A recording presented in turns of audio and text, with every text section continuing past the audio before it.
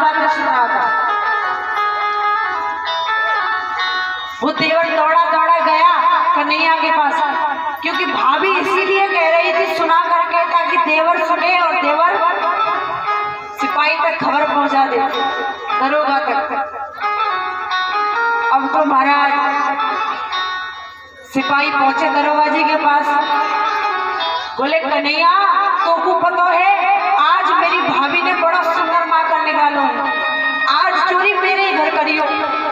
भगवान बोले नहीं नहीं तुम्हारे यहाँ नहीं जाएंगे, अरे कल ही तुम्हारे यहाँ चोरी की थी, आज गए तो पकड़े जाएंगे। अब वो सखा कहता है नहीं नहीं कन्हैया चोरी तो मेरे घर करनी पड़ेगी, क्योंकि मेरी भाभी ने बड़ा सुंदर माखन निकाला है। भगवान बोले ज्यादा जिद कर रहे हो चल तेरे घर चलते। अब उस गोपी कितनी चालाक थी, उस गोपी ने मटकी को जहां टाका हुआ था छीके पर, उस छीके से एक डोरी बांधी थी और दरवाजे द्वार था उस पर एक घंटी बांधी और उस घंटी से उस डोर को बांध दिया और बगल में ही छुप गई, ताकि जब कन्हैया आएगा मटकी को पकड़ेगा तो घंटी बजेगी और मैं कन्हैया को पकड़ लूंगी। ये थोड़ी आवाज करो, मैं कन्हैया को पकड़ लूंगी। अब तो महाराज भगवान खिड़की के द्वारा उसके घर में घुसे। अब दरवाजे से तो कभी जाते ही नहीं, खिड़की से ही जाते थे भगवान। खिड़की से घुसे और कहा ओहो इतनी चालाक है गोपी, पकड़ने का पूरा इंतजाम कर दिया। भगवान बोले हम भगवान है तो भगवान होने का थोड़ा बहुत तो फायदा उठाना चाहिए। भगवान घंटी के पास गए और कहा कि घंटी, अब जैसे ही घंटी को आवाज लगाई घंटी हाथ जोड़ लेती प्रभु प्रणाम, बताइए क्या आदेश है मेरे लिए।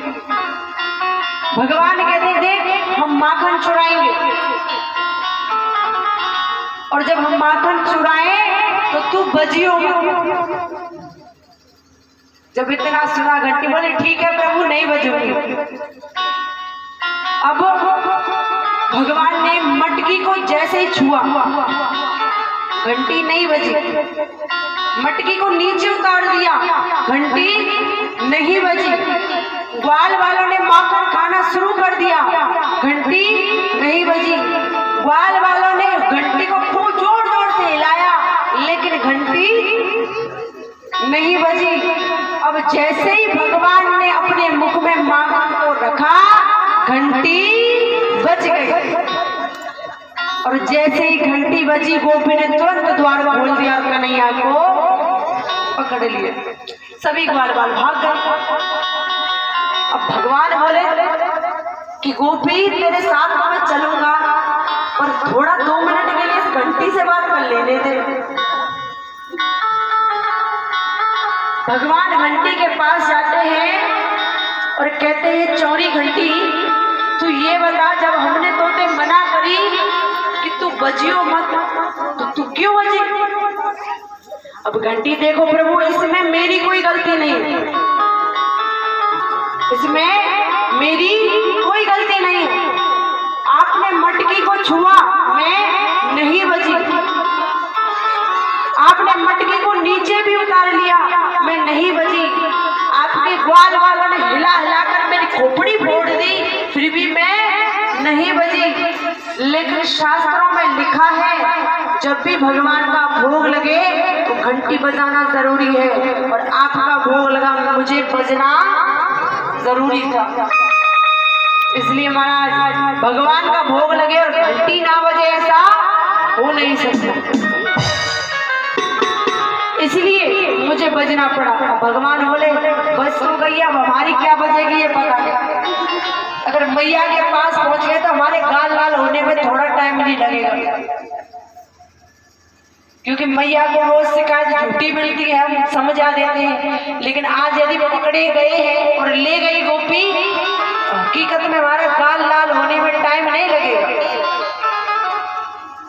बोले कि करूं तो करूं क्या। अब जो देवर था भगवान उसको घूर घूर के देख रहे थे। भगवान बोले मैंने मना किया था इसको, फिर भी ये यही लेकर आया। अब गोपी ने घूंघट किया और कन्हैया का हाथ पकड़ के खींच ले जा रही है। कन्हैया बोले कि अरे गोपी जरा धीरे चल ले, थोड़ा हल्का पकड़ ले, मेरे हाथ में दर्द हो रहा है, मेरे हाथ लाल हो रहे हैं। तो गोपी कहती है, श्यामा गोपी कहती है कि अभी तो हाथ लाल हुए हैं, अभी थोड़ी देर में तेरे गाल लाल होने वाले हैं। भगवान जो देवर था उसको इशारा करते यहाँ आओ। देवर कहता मैं नहीं आऊंगा। भगवान कहते देख मेरी मैया ने मोतीचूर के लड्डू बनाए बड़े बड़े, मैंने उसमें से 4 लड्डू तेरे लिए रख दिए थे, और तू मेरे पास आ तो सही, वो लड्डू मैं तुझे ही खिलाऊंगा। अब वो लड्डुओं के लालच में ग्वाला पास आया। भगवान कहते हैं गोपी ये हाथ मेरा दुख रहा है, ये हाथ छोड़ के तो ये हाथ पकड़ ले। अब गोपी घूंघट में थी, भगवान ने अपना हाथ छुड़ा दिया और देवर का हाथ उसके हाथ में दे करके भगवान चले गए मैया के पास और बोले मैया भूख लगी है, भोजन दे। भगवान वहां भोजन करने बैठ गए। इधर गोपी चिल्लाती हुई जा रही है, अरे मैया देख आज मैं तेरे लाला को पकड़ कर लाई हूँ सबूत के साथ। बड़ी कहती है ना मेरा कन्हैया चोर नहीं है, चोर नहीं है, देखा कर। मैया बाहर आई, बोली कायकू हल्ला मचा रही है, कहा बात है।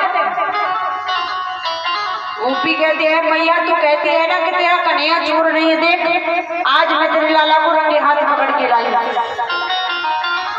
मैया कहने लगी देख यहाँ पे नंद बाबा है नहीं, पहले तू घूंघट ऊपर कर और देख तू किसको पकड़ कर लाई है। अब जैसे ही गोपी ने घूंघट ऊपर किया, हाथ में देखा कि हाथ में कन्हैया की वजह उनका देवर है, भाभी ने एक चांटा दिया देवर की खींच। देवर सोच में पड़ा रह गया। हमने तो सोचा कन्हैया हमको लड्डू खिलाएगा, ये लड्डू खाना हमको यदि पहले पता होगा तो कन्हैया के पास नहीं आता। अब तो महाराज गोपी कहती है कि मैंने तो कन्हैया को पकड़ा था, फिर ये कहां से आया।